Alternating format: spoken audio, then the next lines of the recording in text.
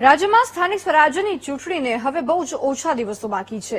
26 તારીખે મતદાન છે અને ભારે ગરમીમાં ભારે જનસંખ્યા સુધી પહોંચવું ભારે મુશ્કેલ છે ઉમેદવારો માટે।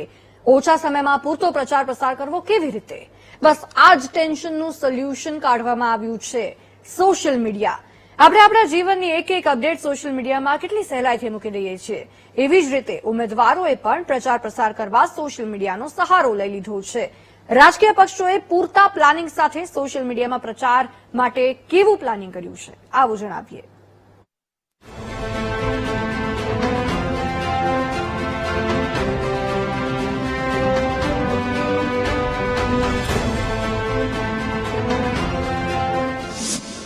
ભારે ગરમી, ઓછા દિવસ, મોટી જનસંખ્યા, પ્રચાર કરવો કેવી રીતે?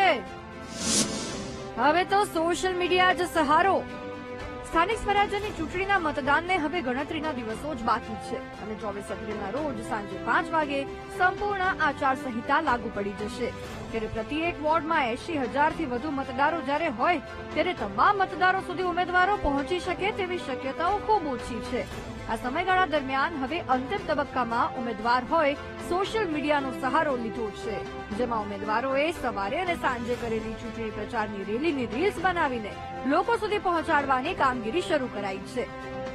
સાથે જ આવનારા 5 વર્ષમાં ઉમેદવારો તરફથી કેવા કામો કરવામાં આવશે તેના વચનો પણ સોશિયલ મીડિયા મારફતે મતદારોને આપવામાં આવી રહ્યા છે। ભારતીય જનતા પાર્ટીના કાર્યકર્તા તરીકે હું ગર્વથી કહી શકું કે ભારતીય જનતા પાર્ટીનું કોઈ પણ કન્ટેન્ટ અત્યારે દરેક ગુજરાતીઓના ઘરે ઘરે પહોંચે છે। જ્યાં સુધી કેવું કન્ટેન્ટ પહોંચે છે ત્યાં સુધી લોકોને અમે વિકાસના કામો બતાવ્યા ઈચ્છીએ છીએ અને વર્ષોથી અમારી નીતિ અને નિયતિ જે રહી છે એ અમે લોકો સુધી પહોંચાડતા રહ્યા છે। એમાં પછી કોર્પોરેશનમાં ઇન્ફ્રાસ્ટ્રક્ચરના કામો હોય, જિલ્લા પંચાયતમાં ઇન્ફ્રાસ્ટ્રક્ચરના કામો હોય, નગરપાલિકાના ઇન્ફ્રાસ્ટ્રક્ચરના કામો હોય, એમની વિચારધારા જે પાર્ટી સાથે સંકળાયેલી હોય એ પાર્ટીને મત આપે પણ મતાધિકારનો ઉપયોગ કરે આ પ્રકારના પણ કેમ્પેન, એટલે લગભગ એવું કહી શકાય કે 6 થી 7 પ્રકારના અલગ અલગ કેમ્પેન એ ભારતીય જનતા પાર્ટી અત્યારે ચલાવી રહી છે। ભાજપ હોય કે કોંગ્રેસ, બંને પક્ષની સોશિયલ મીડિયા ટીમ ઉમેદવારોને વાયરલ કરવામાં લાગી ગઈ છે। ત્યારે ઉમેદવારો શું કહે છે સાંભળો। હવે અસારવા વોર્ડની અંદર 80,000 ઉપર અમારા મતદાન છે અને અમારા 21 શક્તિ કેન્દ્ર છે અને 81 બૂથ છે।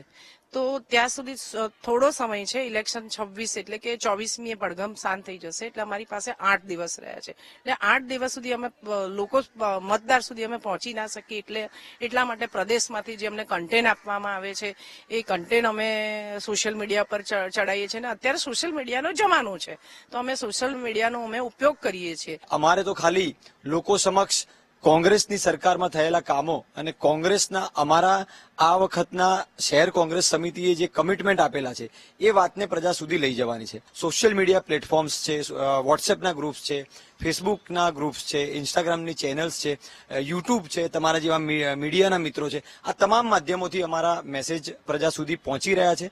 હવે તો ભાઈ સોશિયલ મીડિયા જ સહારો છે, કારણ કે સમય ઓછો છે, લોકો વધુ છે, જનમત જીતવા જન સુધી પહોંચવું પણ જરૂરી છે। એટલે જ હવે વાયરલ થવાની ટ્રીકથી સત્તા મેળવવાના પ્રયાસમાં રાજકીય પક્ષો લાગી ગયા છે। કેમેરામેન પરેશ રાજપૂત સાથે પાર્થ જાની, વીટીવી ન્યૂઝ, અમદાવાદ।